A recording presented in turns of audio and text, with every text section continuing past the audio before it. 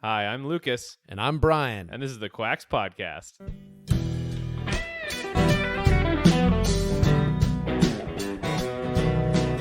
Hello, everybody. Welcome to the Quax Podcast. I am Lucas with my host, Brian. Brian, welcome to the podcast. What's up, man? How are you? I'm doing good, brother. Doing good, working hard, all the fun stuff. How about yourself? You're always doing all of those things.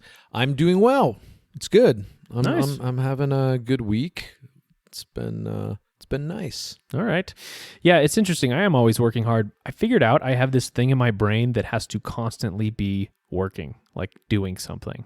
Is that to keep yourself distracted? What do you think it is? I don't know. I'm not quite sure yet. I've been thinking about it, and it's kind of a good thing because it gets me to do Amazing podcasts. do all the podcast writing and all that stuff. But I definitely fill up my to-do list rather quickly if I have a moment. So Well, that's good, man. That's a sign. That's something that a lot of successful people have in common. yeah, me and Elon Musk, man, just hanging out. The exact same. Dude, I was listening to this guy the other day, Jordan Peterson, actually. He had a patient who was depressed, and he was like, I just don't do enough with my life. And the guy had done so many things. He'd started all these like schools and stuff, and it was a whole story about who you compare yourself to, because this guy had done so much, but he was depressed that he hadn't done enough. And it turns out his roommate was Elon Musk. That'll do it. It's like, yeah. Oh boy, yeah. It all depends on yeah. If he had my old roommate, he would have looked like a genius, and I'm sure he was.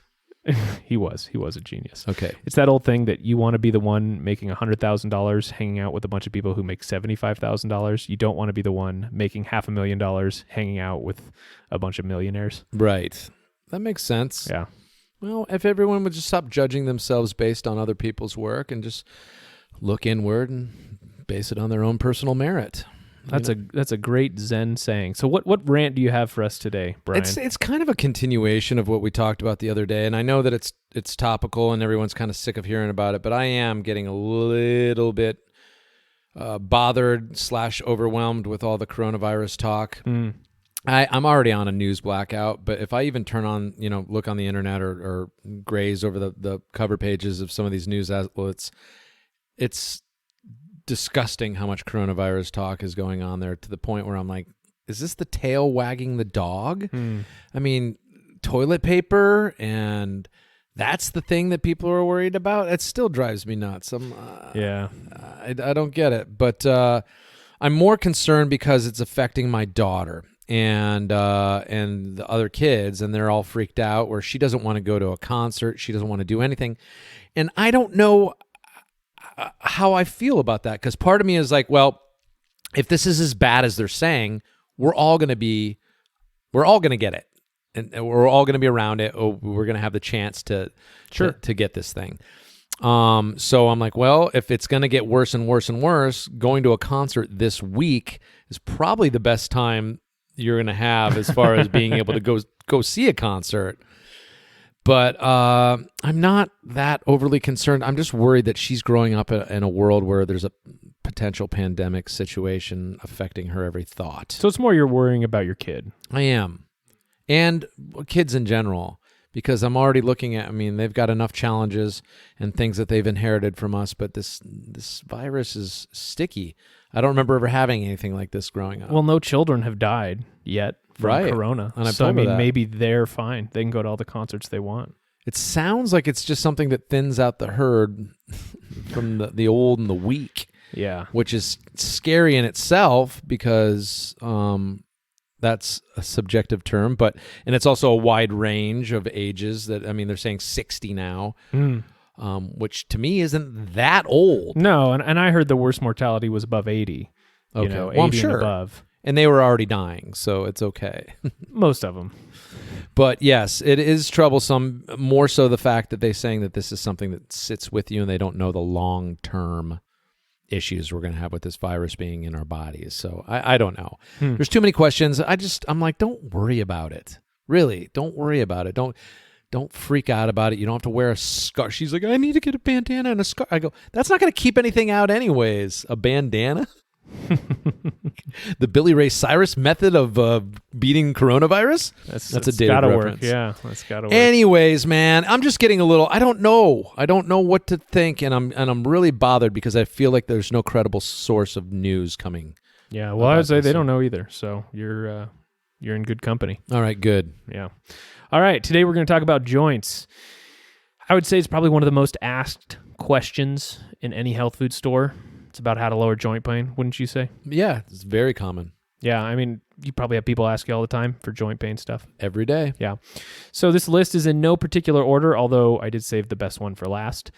Some of these may work better than others, but they all have good research, good anecdotal reports with their use. So very nice. First one we have done before, actually, but it's almost been a year since we've done it. Isn't boron? Yeah, isn't that crazy? That is crazy. It's almost been a year. Yeah, all right, so let's do boron. Number one, we did it in episode 10, so obviously it's been a while, but we have way more listeners now than we did back then, which is pretty cool. Yeah, 7. It's one of my favorite minerals because of just how many different body systems it can improve. So I took 3 milligrams per day for probably 6 to 9 months, and I noticed it really improved the sturdiness of my body. I just felt stronger, like musculature, more stable. I don't know. It's hard to describe unless you've felt it, but it's almost like, you know how kids just bounce off things? You can kind of roll around without worrying too much about hurting yourself. Yes. That's kind of how I felt. And I didn't realize that as I was getting older, it's like, oh, you don't roll around on the ground. You don't, those things hurt. You don't. Those things hurt, right? My best friend's a 5-year-old, so yeah, they do hurt. Yeah, and they're harder to rebound from. But boron makes you feel like you can do more of that, which is I'm excited. At least for me, that's what it made me feel like. The reason I'm excited, you brought me some boron today. I just gave you some. So, and I started it already. Yeah, I know. Michelle popped 1 or 2 when I was there. Yeah, I took 2, and then I took 1 a little later. So seriously, you took 3 today? Yes. It said I could take up to 4. All right, so you can, but the more boron you take, it will make you kind of horny. Like it raises estrogen and testosterone. I don't need that any more than I've already been afflicted with. So have fun with that. Oh, great. So the reason I stopped boron was because the one drawback of boron that it has is it can decrease kidney function. So I'm a type 1 diabetic. I get blood tests every 3 months that look at kidney function and other metabolic parameters. And I noticed in the time I was taking boron, my GFR, which is a kidney health marker, and creatinine, my GFR slowly went down. And I think I started with a GFR around 100, and after 9 months, a year of boron, it had dropped to about 80. Now, a doctor is going to say that's no big deal, but I didn't like the trend, so I stopped taking boron. And when I stopped, my GFR went back up in a few months to over 100. So it's not permanent. Okay. But it's just something to be aware of. That is the one drawback. Okay. I definitely want to keep an eye on that. Do you ever get your blood work done? I imagine not. I do not. You haven't. When was the last time you went to a doctor?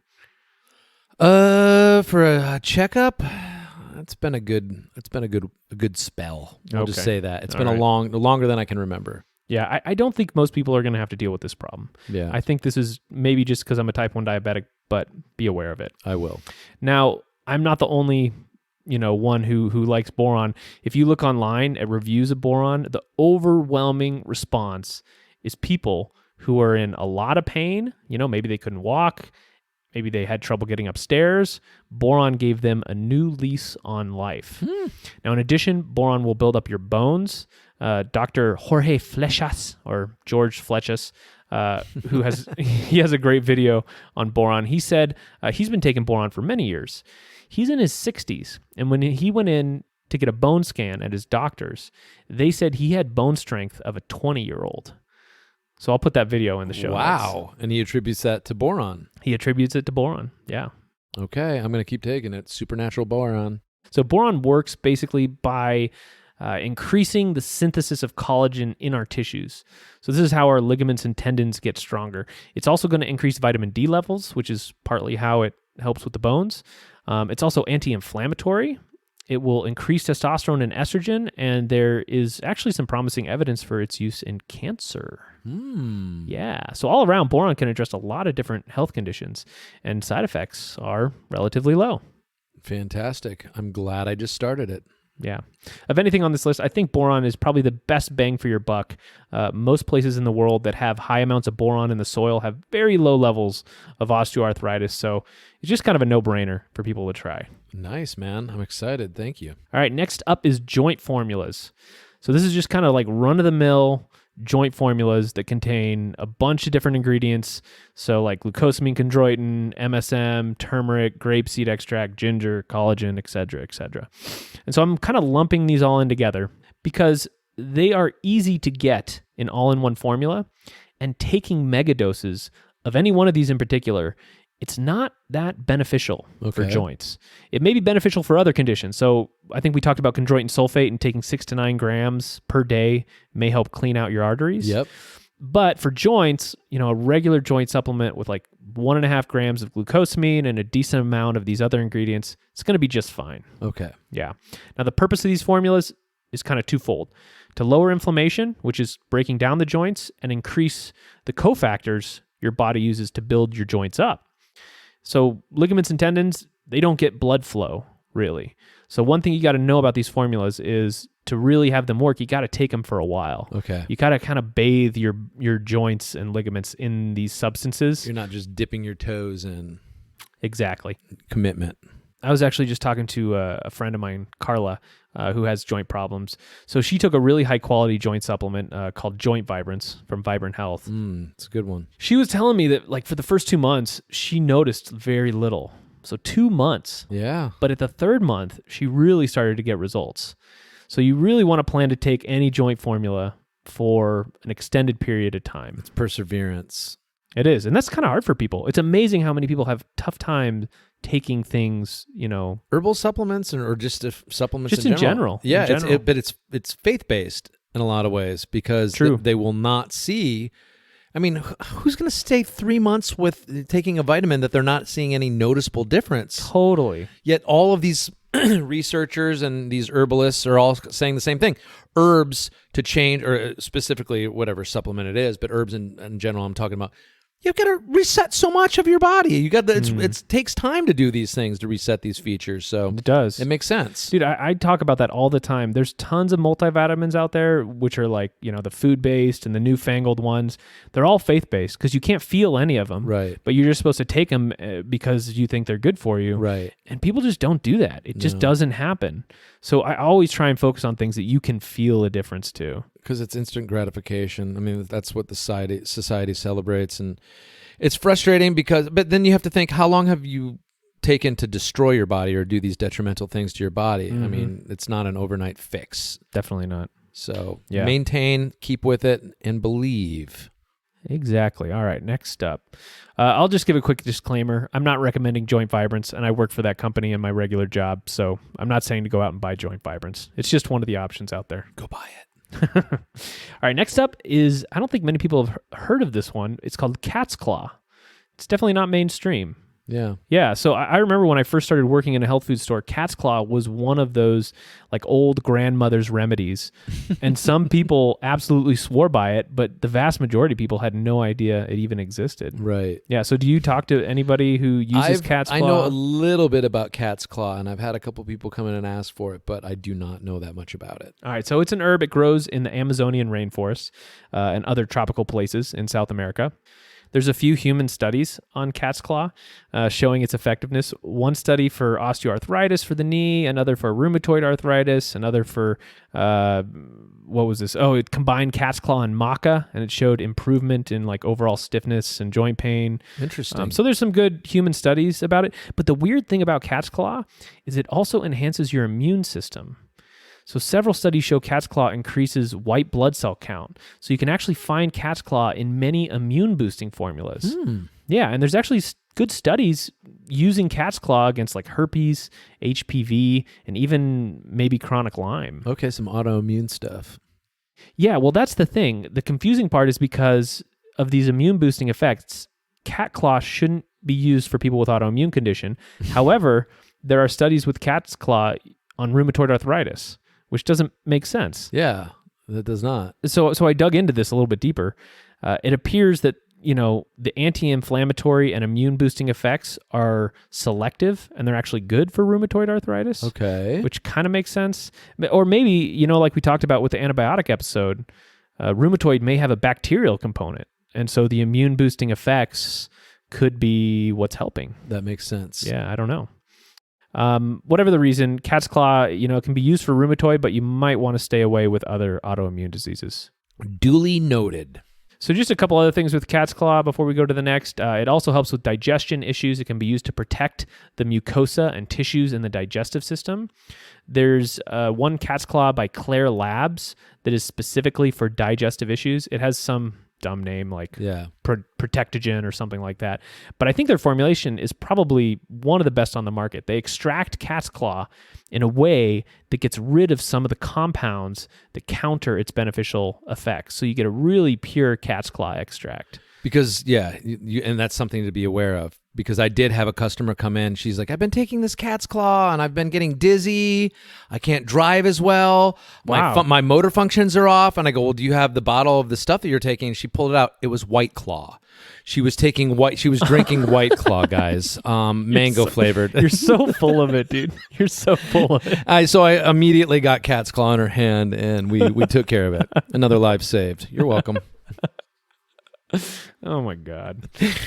So, if you want that super pure cat's claw, it is a little spendy. But if you're going to try cat's claw for anything, I think you should try that one. It's pretty good. Okay. Lastly, cat's claw should not be used by pregnant women or white's claw. Yeah, White Claw. Either, both. Either. All claw family. Yeah. The whole claw family. It's also a calcium channel blocker, so it will lower your blood pressure. And most trials with cat's claw use 80 to 350 milligrams of the extract per day. Okay. Right. Cool. Next up is one of our favorites that we've talked about before, systemic enzymes. Love them. Number 4. The most famous of these is Wobenzyme, made by Dr. Max Wolf and Dr. Helen Bennett in the 1950s. They developed Wobenzyme when experimenting with different enzymes for osteoarthritis. Okay. So they wanted to find enzymes that could pass through the intestines into the body, and they succeeded with Wobenzyme. They said Wobenzyme had the following effects. So it reduced swelling and inflammation, improved circulation, enhanced immune function, less pain, more rapid recovery from traumatic injury, minimal scar tissue, prevention of serious consequences of injury, and management of rheumatic diseases like rheumatoid arthritis. Prevention of serious injury. How is that? I thought I said prevention of serious consequences of injury. Okay. So you get injured and you use it and it prevents the consequences. Okay. I was like, prevents it. I was like, I fell off this ladder and I just kind of levitated. There you go, Fibrenza. Wobenzyme. Okay, Wobenzyme too. Yeah. Well, I'm taking Fibrenza. You're still taking it? I am. Take it every day. I've been taking it. I lapse, but I have been taking it, and I don't take the recommended dose. I've been taking half as much. Well, it is pricey. Do you get free bottles? No. Oh, No. I grab Samps. Okay. There's a ton of Samps in there. Gotcha. So, but I take 2 in the morning, an hour or so before I eat. But I have not been. It's so tough because I snack all throughout the day, and then they're like, you have to wait 2 hours or an hour in between. So I just do it in the morning. I gotcha. I snacked all day when I worked there too. It's like you need constant nourishment just to keep going. I do. Just to keep, my mouth moving and my hands not swinging. Yeah. So the coolest story I heard on Wobenzyme is from a guy who I haven't worked with, but I've worked around him off and on for years. He blew his knee out at one point. Okay.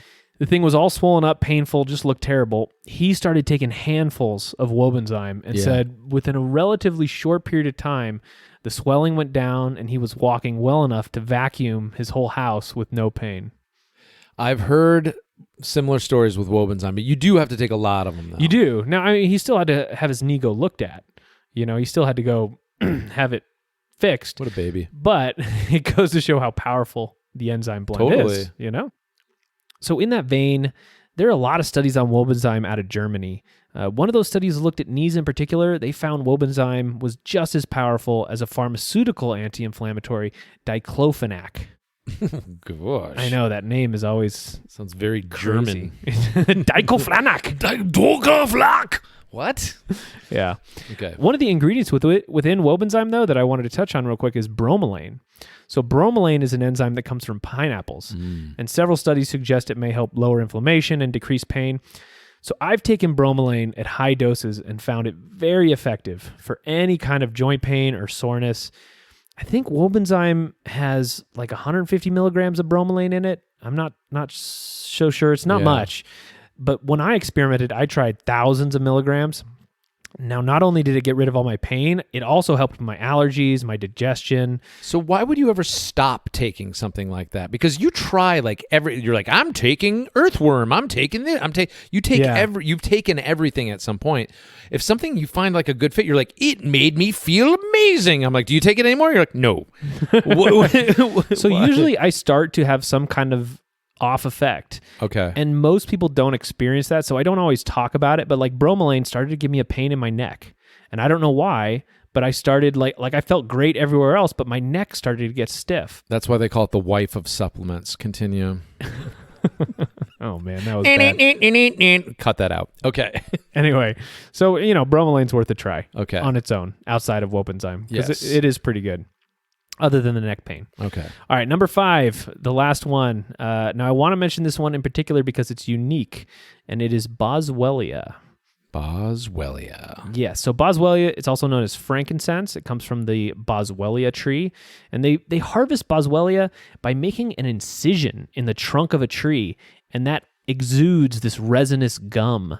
So it's almost like a special type of tree sap. Weird. Yeah, did you know that? No. Yeah, that's what Boswellia is. I had no idea. I knew it was from a tree, but I didn't know that was a sap extract. Yeah. Cool. It is cool. Now why this is unique, you see there's different types of anti-inflammatories, right? They're all working on different pathways within the body.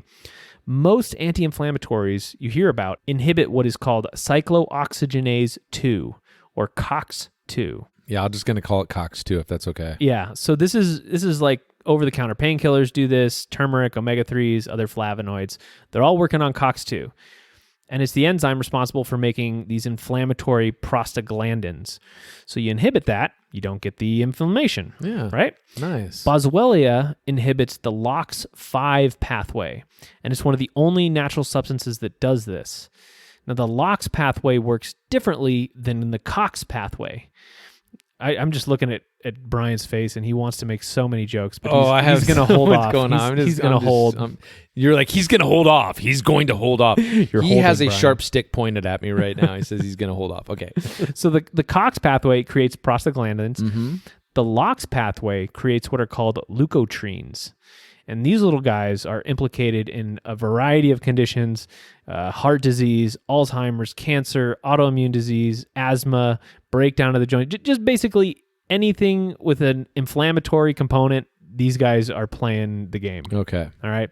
So really, even if you take a bunch of different anti-inflammatories, if you don't take Boswellia with it, you're missing part of the puzzle.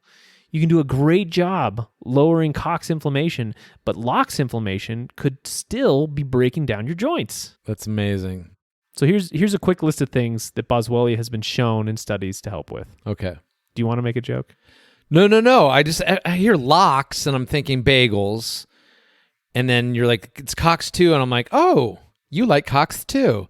So you got to cut that out.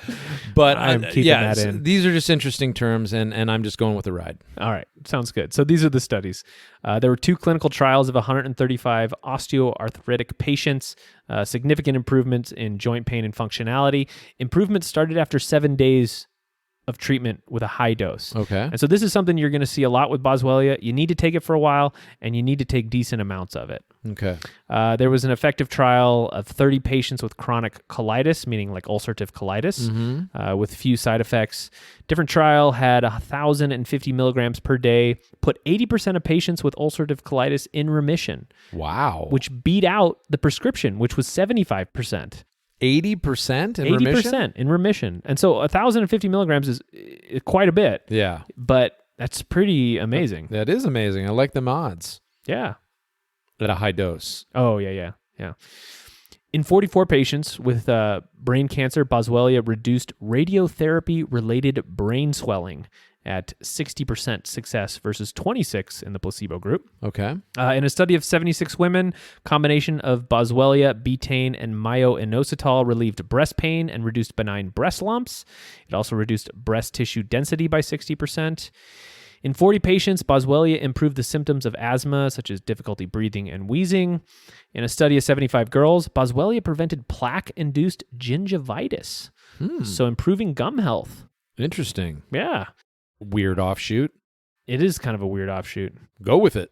This last one was particularly interesting to me. In an animal model of type 1 diabetes, boswellia prevented the increase of blood glucose and prevented pancreatic islet cell destruction. Wow. So if only I was on this when I was young. Yeah, it's I'd be multifaceted. type 1 diabetic free. Anyway, there's more. Maybe. Maybe.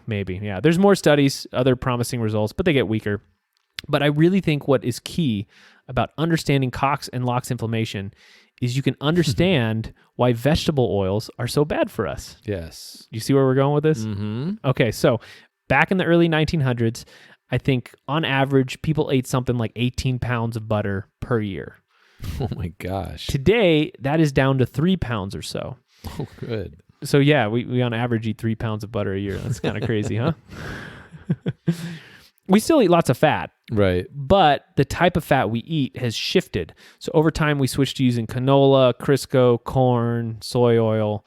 Butter is much higher in saturated fat. These oils are higher in polyunsaturated fat. Okay. So the Cox and Lox enzyme that cause inflammation use these omega-6 polyunsaturated fats to make the inflammatory prostaglandins and leukotrienes. Of course. So you can see, by eating these fats, we're directly feeding our inflammatory pathway.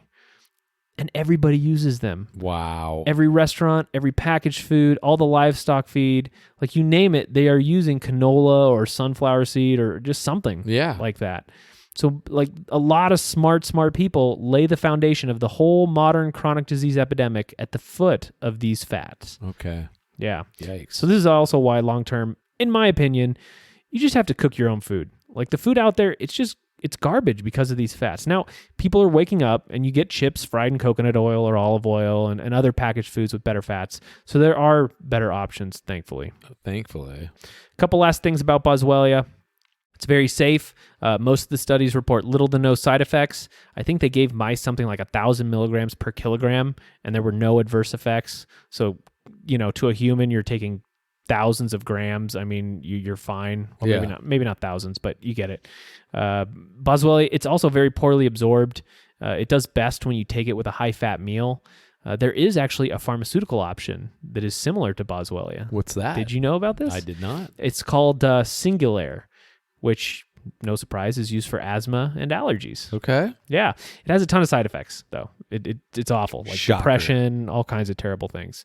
But I did find a great story from a lady whose son had asthma and was using Singulair, and so I want to read that. Okay. So this is what she said.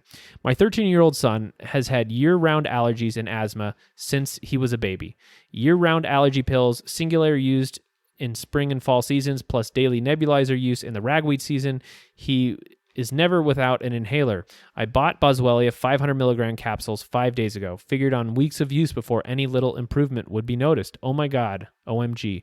Results in one dose. No joke. Skipped Singulair at bedtime. Gave one boswellia plus 1,000 milligrams vitamin C right after breakfast dinner. Then 3 hours later, vitamins plus allergy pill just before bed. He woke up and his lungs have been totally clear ever since, and allergies are negligible.